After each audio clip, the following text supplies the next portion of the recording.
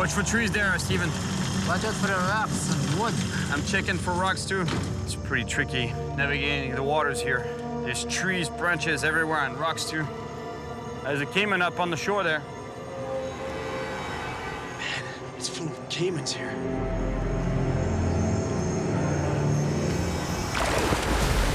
My name is Cyril Choquet, and I travel the world chasing monster fish. The size of that fish. This time, I'm going after one of the biggest and strongest fish in South America, the red-tailed catfish.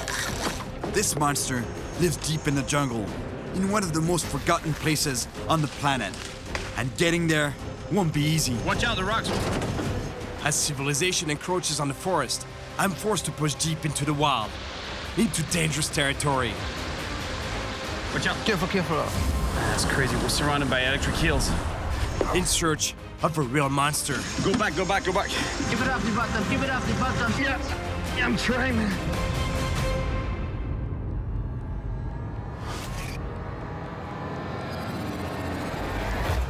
I'm in Guyana on a mission to catch a monster red-tailed catfish. I've caught small ones before, and let me tell you, the fight is incredible. So I can't even imagine what it's gonna be like catching a true giant. The red-tailed catfish can grow to over 150 pounds. And they are known for being one of the most powerful fish in the Amazon. I'm in Georgetown, the capital of Guyana. The city is located on the Atlantic coast, but if I want to find a red-tailed catfish, I know I'll have to travel inland, deep into the jungle. However, I still want to know what the local fishermen think. This is catfish, right? Yeah, catfish. Saltwater catfish? Saltwater, yeah. And you don't have any freshwater fish at all here at the market? No freshwater fish, only saltwater here. And do you get any fish from the jungle here at all? No, the jungle is very far away from here. All right, thanks. I thought I'd find a few freshwater fish, but no, it's all saltwater. I ask around, and a local confirms that if I want to find a monster red-tail, I have to go to a river called the Essequibo. What I want to catch is a red-tailed catfish. Yeah, you would catch it there. Yeah? How big do you think? Big like you, big more than you. Really? Yeah. That's what I want to catch, my friend. Serious. Yeah? You go there, as you go, you get contact for go there, you'll catch him.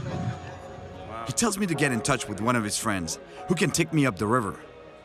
But according to some of the people around here, the Essequibo River can be a pretty risky place. This is a piranha bite? Yes, there's a piranha bite. But he just come and he just bite and leave. Wow. Piranha bit me in the Essequibo River.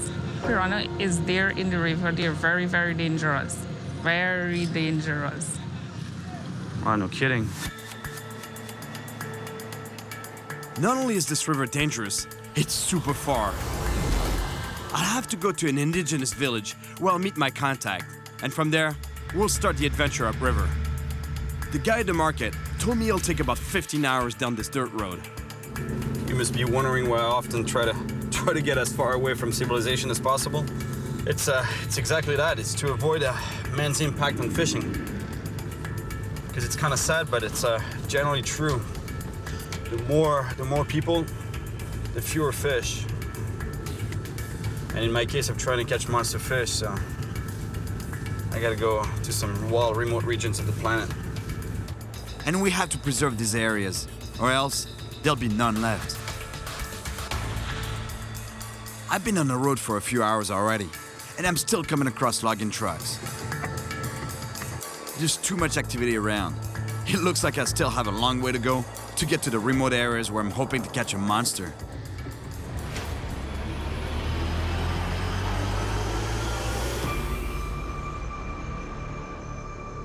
The light is starting to fade. This isn't the kind of road you want to be driving on at night. So I press on, hoping to arrive before total darkness.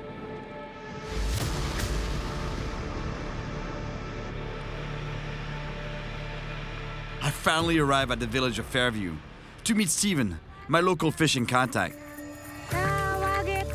It looks like I'm arriving during some kind of a ceremony.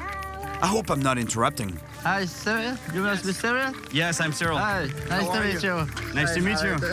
Well, I came right in the middle of a show, huh? Yeah, there's a traditional dance here. That's nice. There's our ancestors always sport here before without music or guitar or any other instrument, you know. Okay. Let's just sing with a local drink and enjoy yourself. Wow. And how's the fishing, by the way? Big fish? Yeah, big, like 190 pound, 200 pound. Which Nice. Yeah. That's what I'm talking about. That's really Monsters, you know, monster fish. Yeah, that's cool. I'm looking forward to catching some big fish. This morning, Stephen and I joined some villagers as they prepare a traditional breakfast of fish and bread made from cassava, also known as manioc. The women of the village first grate the cassava root into a pulp, then press it through a kind of weave in order to extract the poison. If the extraction isn't done correctly, the consequences can be deadly for anyone who eats it. Because it can kill you, you know. Oh. That's a good way to get rid of your mother-in-law. She's not your mother-in-law, I hope, right? Yeah, she's my man. She's, sorry about that.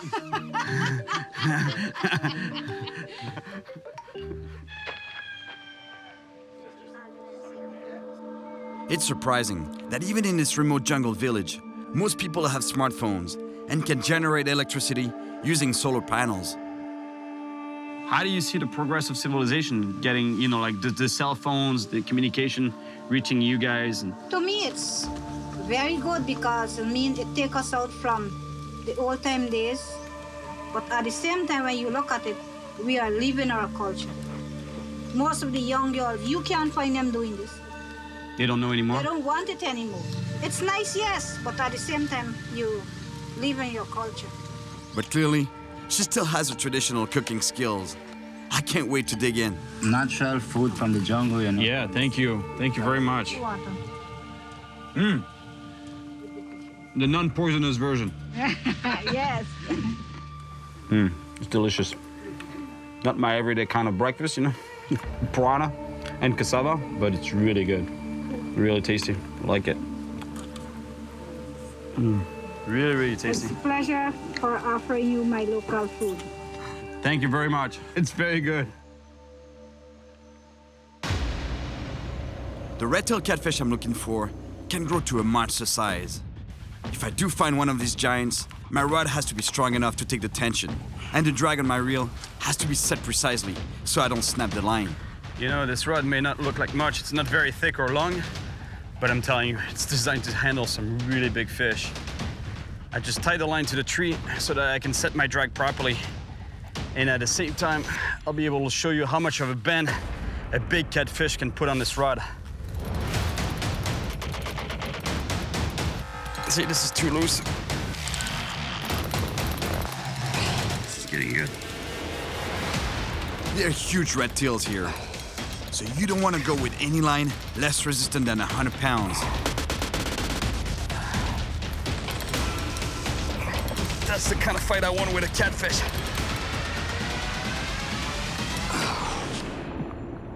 Now that my drag is set properly, it's time to get some bait.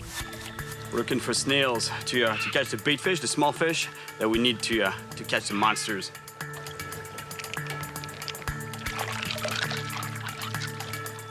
Take off the soft part and leave the harder part so it may look like a fruit from the tree. trees falling. Trying to mimic the fruit, right? Yeah. Now, Stephen wants to show me how he quickly comes up with a rod in the jungle. Oh yeah. Nice job, man. Great rod for you. Good job. That's a nice rod. Make it easy for you to get bait for us. Yeah.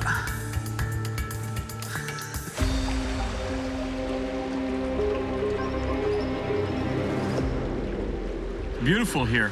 Yeah. Now, we need to catch a small fish to use as bait for a monster catfish. So I tie on a small hook. Cast to the edges like... Yeah, as if this fruit are falling from the tree, right? Yeah. The idea here is to mimic a berry falling from a tree.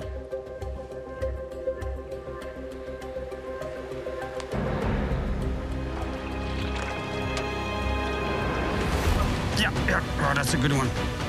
That's a good one.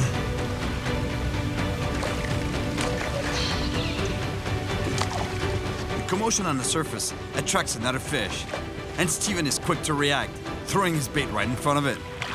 Yeah, you got one. Good job. Good job, Steven. Yes. Sometimes before you go big, you gotta go small.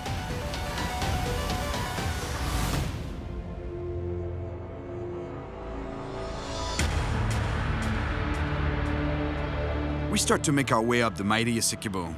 Steven takes us over some rapids to a deep calm pool where big catfish lurk in the depths.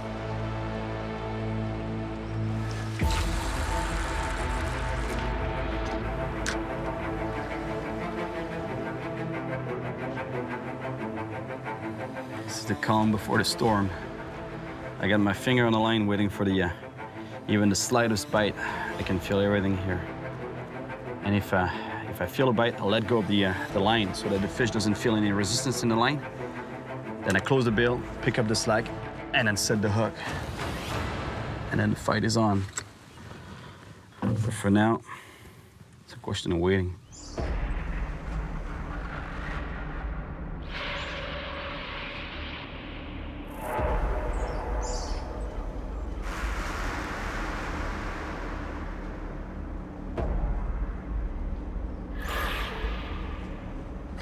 Hey, Steven, how's the bite of the red-tailed catfish? Is it brutal like a Jau or Piraiba?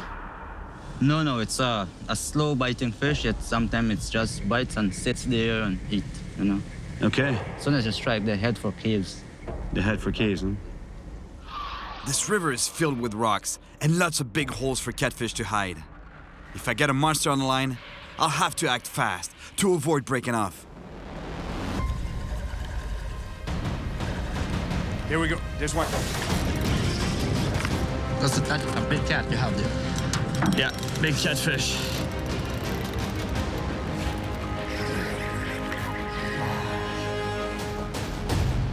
Don't tell me you got off. Got off, man. I can't believe it. We keep moving upriver in the hope of finding that monster red tail. But for some strange reason, the water's getting really cloudy. Look at the color of the water. All this silt in the water around here isn't normal and might explain why there are so few fish. But after a while, we found another spot where the water is clear.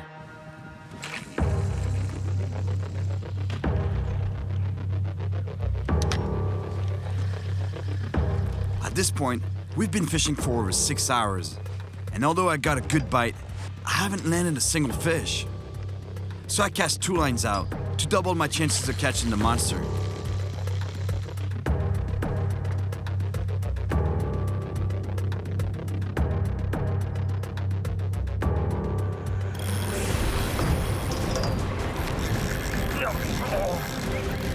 That's a good fish. Steven quickly reels in the other line so he doesn't get tangled.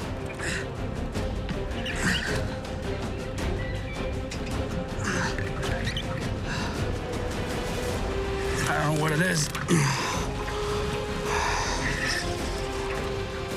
Sizable fish for sure. John Deere. Yeah. Leopard catfish.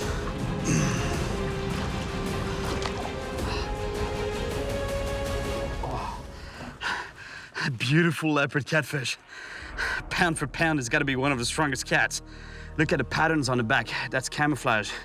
The black spots, that's why it's called a leopard catfish. Beautiful animal. Man, you're strong, buddy.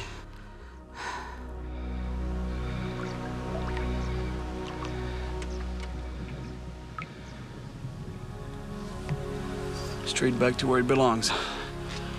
Soft. It's good, it's good. Good fish, huh? We keep moving upriver towards Steven's camp, where we plan to spend the night. And suddenly, I understand why the river is so cloudy. Industrial gold mining.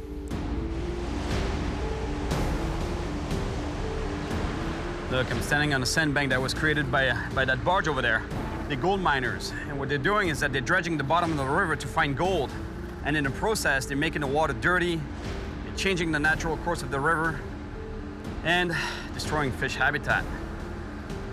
So I think I need to go even further to find big fish.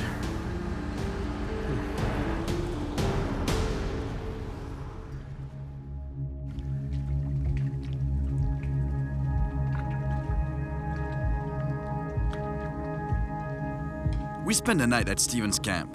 The fishing here on the Essequibo is normally really good, but we saw a few more gold mining barges along the river last night, which might lower our chances of finding the monster around here. Hey, Steven. Hey, good morning, sir. How you doing, man? Prepare your nuts. Yeah, tying up for the Big big fish. monster. Yeah, the monsters. You know, sir, there is a place. It's an untouched place, really.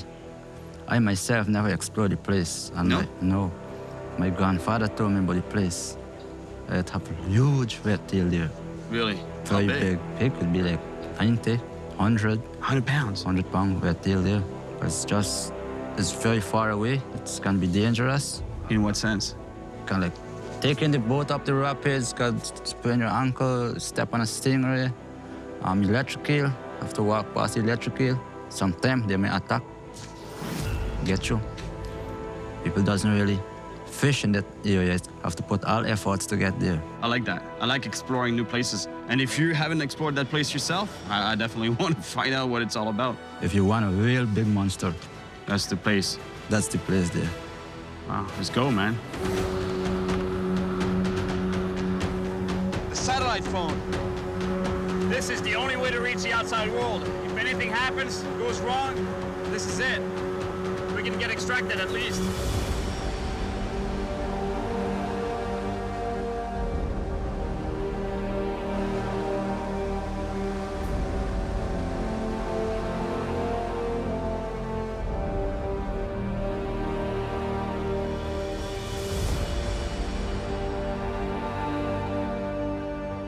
We venture even deeper into the jungle, away from all traces of civilization, towards the land once inhabited by Steven's ancestors.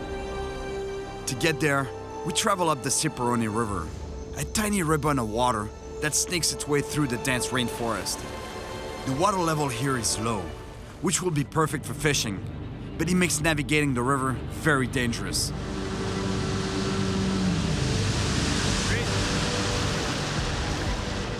There are all kinds of obstacles, like fallen trees and rocks.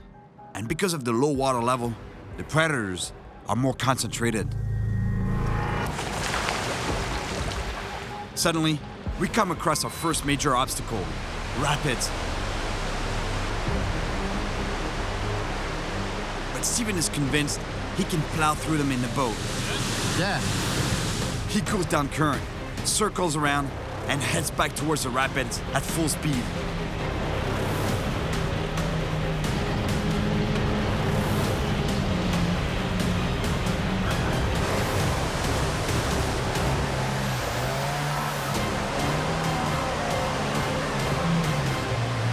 Good job, man. Out here in the jungle, we have to fend for ourselves. So Steven wants to try to catch some dinner using his traditional fishing gear, a bow and arrow. Hey, Sarah, look. Look a paco there. Yeah. Man, it's so red. Yeah, it's a male one. It's this big. Yeah. Man, unbelievable. The size of this pacu, it's got to be 20 pounds. And it has barely enough water to get to the algae. That's what it's feeding on. The pacu goes back to deeper water, but Steven tracks it through the rapids. I try to keep my eyes on the fish, It's there. while he stealthily moves in for a shot. That's true hunting right there. He's so stealthy. Hunting animals from the jungle is in Steven's blood, a true survival tradition passed down through generations.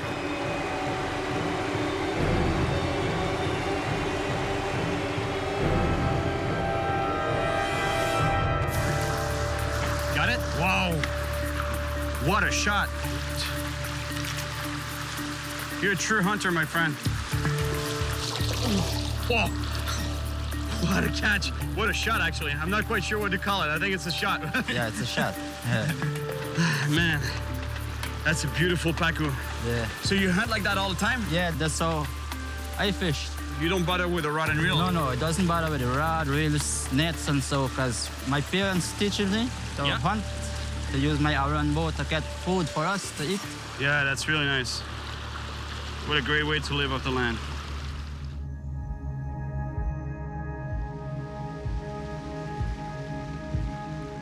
We keep pushing upriver, looking for a monster red-tailed catfish. And at this point, we're far enough from man's impact that in theory, we should be seeing some big fish.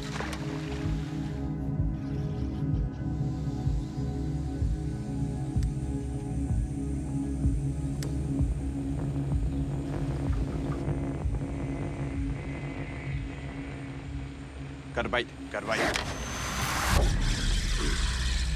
Something took my bait, but it spat it out. It's coming back, it's coming back. There we go.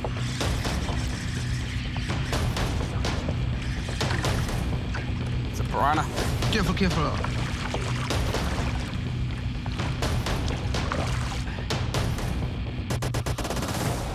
It's not what I'm looking for, but it's a nice piranha, and a reminder of how dangerous the waters here can be.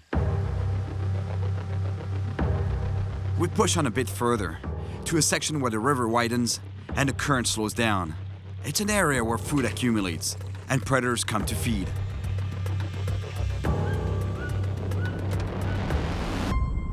Oh, here we go, here we go. Get it? Yeah, it's on, and it's big. Whatever it is, it's big, my friend. Steven turns on the motor to keep up with the fish, but the boat is stuck on some rocks.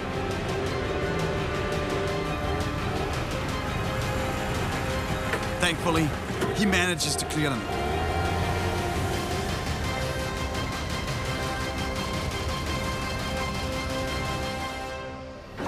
Oh, whoa, big piranha. Payara. Huge payara. Oh, it's about to break the line. Careful, jump into the boat. Careful, careful. Got it. Nice piranha, man.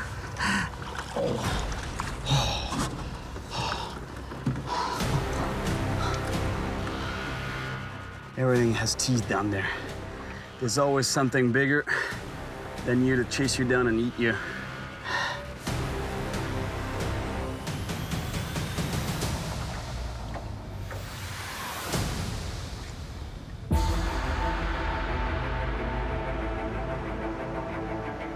We continue upriver, but soon come up against another big obstacle.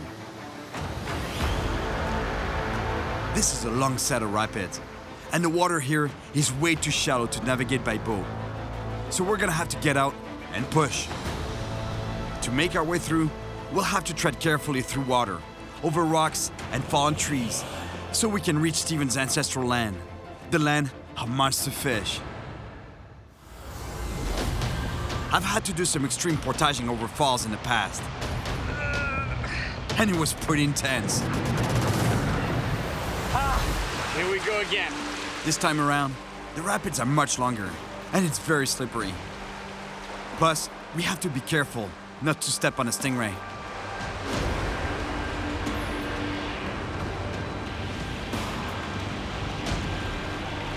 The going is rough, but if you want to get to the monsters, this is the price you gotta pay. Crazy what you have to go through to get to some really remote spots. We're almost at the top, but the last part is gonna be the hardest to get over. It's gonna be tough here. Yeah. Yeah.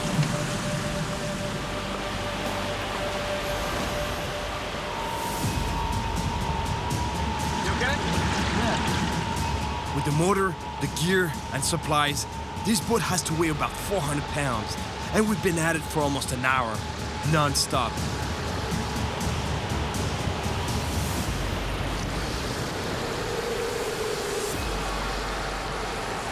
With one last effort, we finally clear the rapids. We made it. We take a quick break, but we can't linger long because we still have many miles to go and not much daylight left.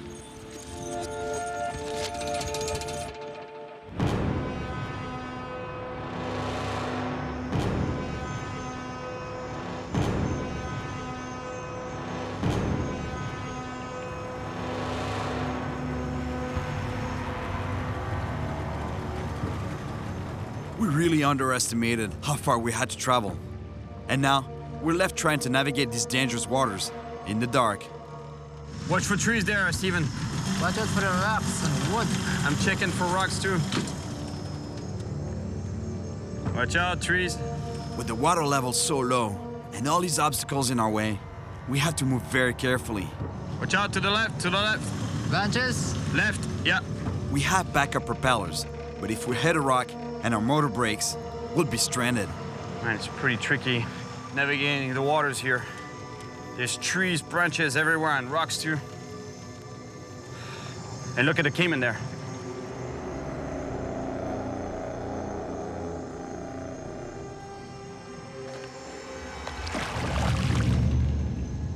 We keep moving, but there's so many rocks and sunken trees.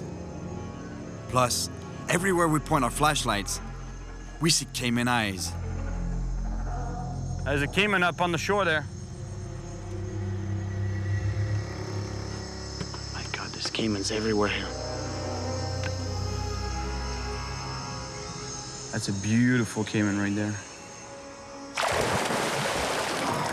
Whoa. Man, it's full of caimans here.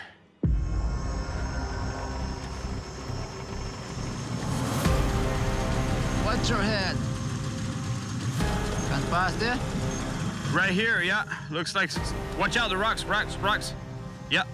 It's really shallow. There's a bunch of rocks. Watch the rock here. Watch out, rock here too. Another one. Yeah, watch out. Watch out here. Straight now, straight. Watch out, big rock, big boulder. Yeah. Oh, that was close. Between the trees, the rocks, and the caimans, I'm starting to think that it might be a good idea to call it a night. Hey, Steven, maybe we should stop and sleep on the boat, no? And continue in the morning. A lot of anacondas here. Too dangerous to sleep in the river. Have to continue on to camp. Really? Anacondas can get on the boat? Yeah, if we sleep inside, it will get into the boat and make we at dinner. All right, so maybe we should push through the night. Yeah, we'll continue through the night.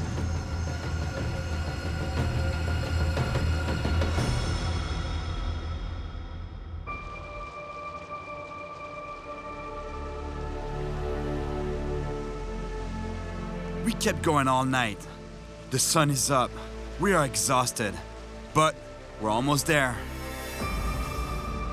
After 3 days pushing upriver, looking for a monster red-tailed catfish, we finally arrive at Steven's ancestral land.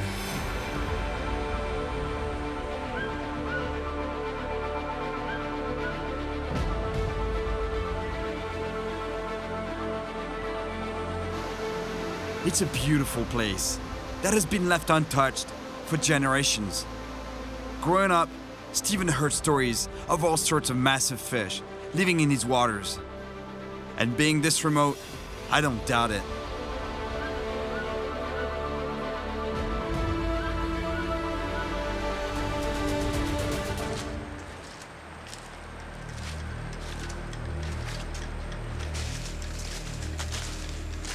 From this point on, we'll have to continue on foot. And out here in the jungle, hundreds of miles from any sort of medical help, we can't afford to let our guard down. Watch out, Cyril. There's some bullet ants here. Oh, yeah? Man, it's a big nest. Yeah. Yeah, very painful. Oh, yeah. It's very painful. Yeah, I've been stung before. I know, it's horrible. On one of my previous trips to the Amazon, I had to take part in a ritual where I was stung by bullet ants. And the pain was so intense, I blacked out for hours. It's unbelievable, the pain. It's said to be the worst pain, the worst sting in the whole insect world. One word, yeah. It's very painful. You've been stung before? Yeah, I was stung 4 times. 4 times? At once? Yeah. Once, and It's horrible, huh? yeah, it's very painful. Yeah, so that's why you hang out barefoot? I use my barefoot to feel. I got better feelings in the jungle with my barefoot. Yeah, I know. You can feel everything, right? Everything. That's why you gotta be careful where you step out of here. There are bullet ants, but there's also snakes, spiders. Pretty dangerous. We keep trekking for a while, until we find a good spot to set up camp. We set up here? Yeah, it's two trees? Good spot here. Put the top here, come tie our hammock here. Yeah, that's perfect.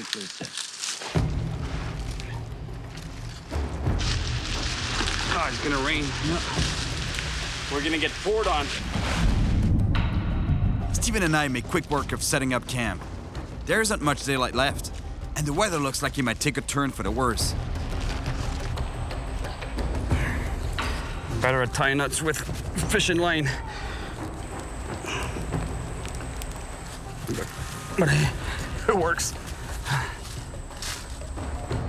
We set up camp in record time, and we got lucky. The storm missed us. That's a lot of work trying to catch some monster fish, huh? Yes. It's a real privilege to be invited onto Steven's ancestral land. Out here, we're in an area so remote that no one has fished these waters for decades. I'm the only fisherman Steven has ever brought to this untouched place. No one's ever fished here? ever fished here. No? No. Wow. You're the first guy decided to bring here. Put a lot of effort in it, huh? Yeah, that puts a lot of pressure on me. I hope I can catch you some fish. Me too, yeah. To show you what's down here. But thanks so much, man. It's a privilege. I'm honored to be here on your land. Yeah, you're welcome. It's my home here. Well, you're lucky, you know, to have this as your backyard. Yeah. Man, I feel so lucky right now. So privileged to be invited onto his land.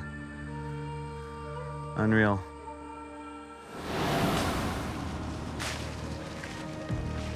The next morning, we head out to catch some bait for red-tailed catfish. The pool at the top of the falls, right next to our camp, looks like the perfect place to do that.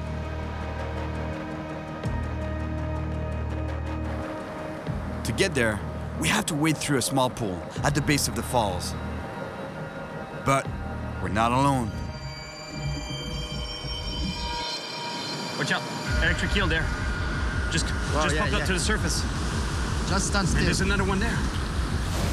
Another one here. You see one there? Yeah. Man, there's another one that just came up to the surface there. Maybe we are surrounded by electric eel here. Electric eels are very dangerous, as they could electrocute us with shocks of over 700 volts. They're everywhere in this pool. We're surrounded and can't turn back now. We have no choice but to cross the pool. Look, look, look. Watch out, watch out. Wow. Be careful of your steps, Jen. Be careful of your steps. Very dangerous. Yeah, go slow, man. This is no good. We fight our instinct to rush out of the pool, but we gotta move slowly, because if we scare them, they can shock us. Careful, by your foot, by your foot, by your foot. Use your boat, use your boat. Push it.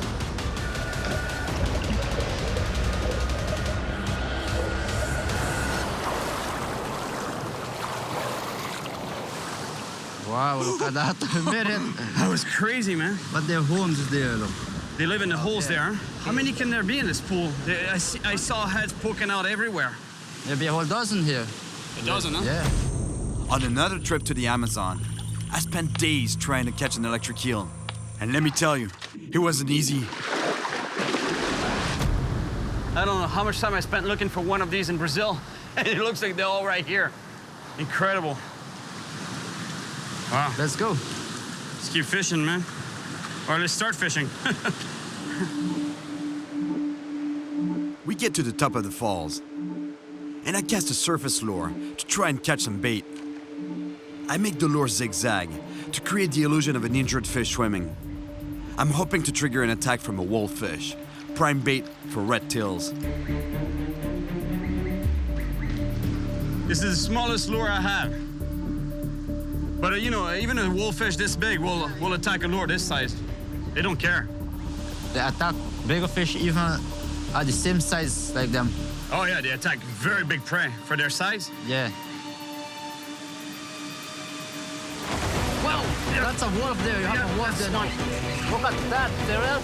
Oh my gosh. Ah, here we go. Come on. All right. Yes. Good. Nice wolffish. It's not a monster, but that's good bait, right? That's what you wanted, huh? It's a bit big for a bit. So I need to catch a smaller one, huh? Smaller We can one, put yeah. this one back in the Yeah, water? I can release it back. Excellent. It's too big. It's not the right bait. But at least I can put it back in the water. Beautiful fish. Commonly called a wolffish, but here in Guyana, they're called amara. Man, those fish are so explosive. I love the way they attack. Because they're ambush predators, so they sit behind a rock or a log at the bottom, waiting for prey to pass by. And as soon as it passes by, boom! We tend to say big bait, big fish. But in this case, Steven really insists on catching a small wolffish. He says that red tails here like the taste of the little ones better. So I keep casting until I get the right size wolffish.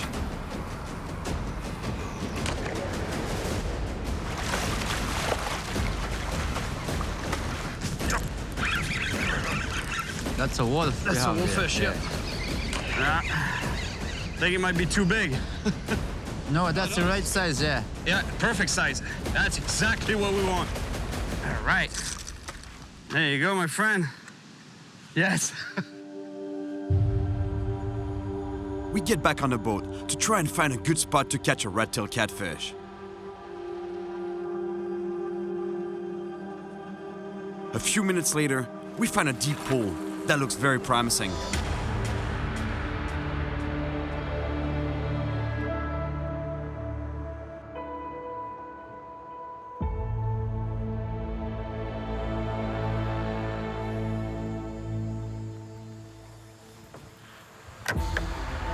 Come on, take it. Take it. Yeah, here we go. I don't know what it is. It's a powerful fish. Just keep it off the bottom before it going to snag. Yeah. What do you think it is? You think it's a red tail? Yeah, fights like a red tail. Nice fish, Cyril. I don't know what it is.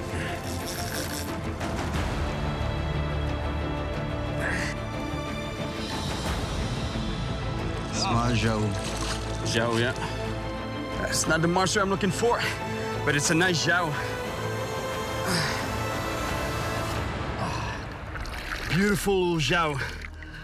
Man, this fish gave me such a powerful fight. Unbelievable. Beautiful animal. Look at the patterns on this animal. Dark brown color, almost black on certain parts of the body. They get that from living in the deep holes of the river where they blend in with the environment. It's not a monster at all, but man, I love him. All right, buddy, you're going back.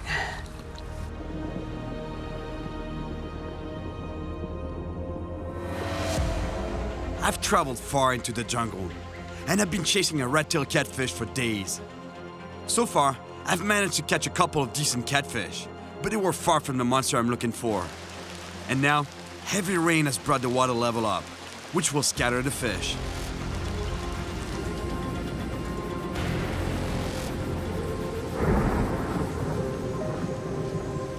We're back at our camp to cook up the pacu Steven caught with the bow and arrow, and to talk about how this latest setback could affect our fishing. And what about the water level that's rising like that? You think it's going to be tough on the fishing, no? Yeah, it would affect the fish because I noticed when the water is coming, the bait can be just around with them, but it doesn't take it, you know. Plus we have a full moon right now, right? Plus the full moon is upon us, is even make it worse. This is too bad because timing was perfect. The water level was ideal. Oh well, we're just gonna have to work harder.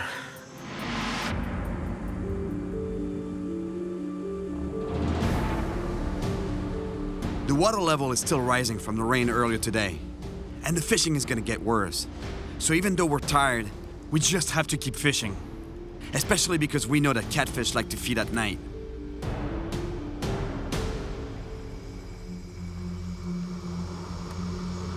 We're gonna try fishing at night a little bit because catfish don't generally feed by sight. They feed by probing the bottom with their bobbles, by feeling around until they find something to eat.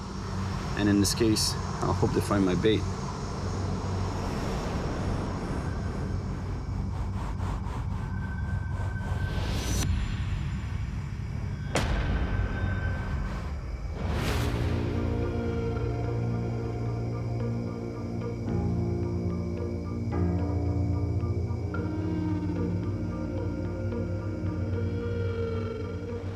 Oh, oh, oh.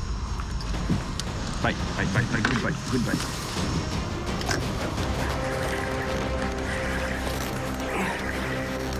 Yeah.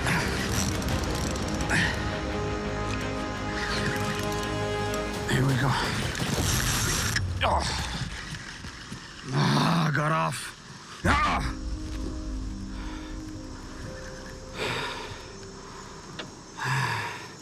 Man, that was a good fish.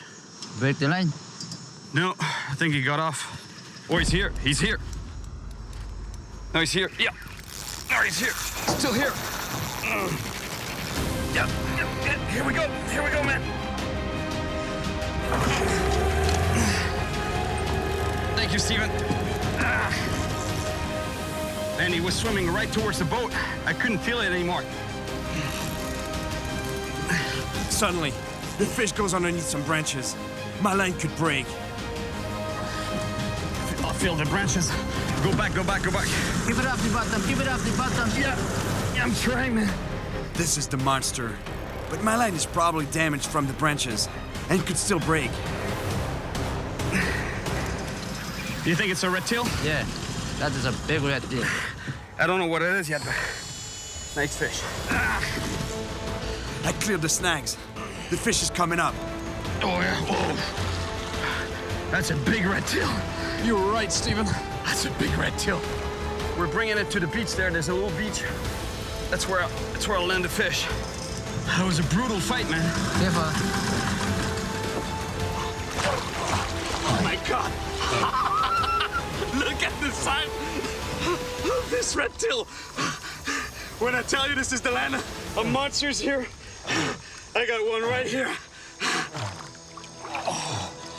You hear the weird sounds that it's making right now? It's because it's pushing air through its gills and not water. What a monster. That's a big cat. Look at the size of the head, massive head. Bone all the way to about here, to the dorsal fin. And then it tapers off into this powerful tail. That's what gave me this crazy fight. Really powerful tail. And look at the business end of this fish. Big, wide mouth that is designed to swallow prey whole. Look, how big of a mouth that is. And unlike sharks that have serrated teeth that are designed to cut through prey, these guys can't do that. They only have grasping pads, but they're full of sandpaper-like teeth. Tiny, tiny teeth here on the bottom part of the jaw. Same thing on the top part of the jaw. So they swallow the bait whole. It's crushing my finger right now, my thumb.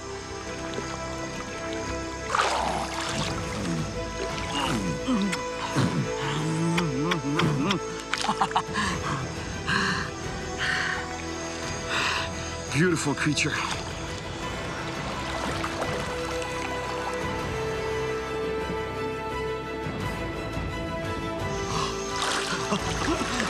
Thank you.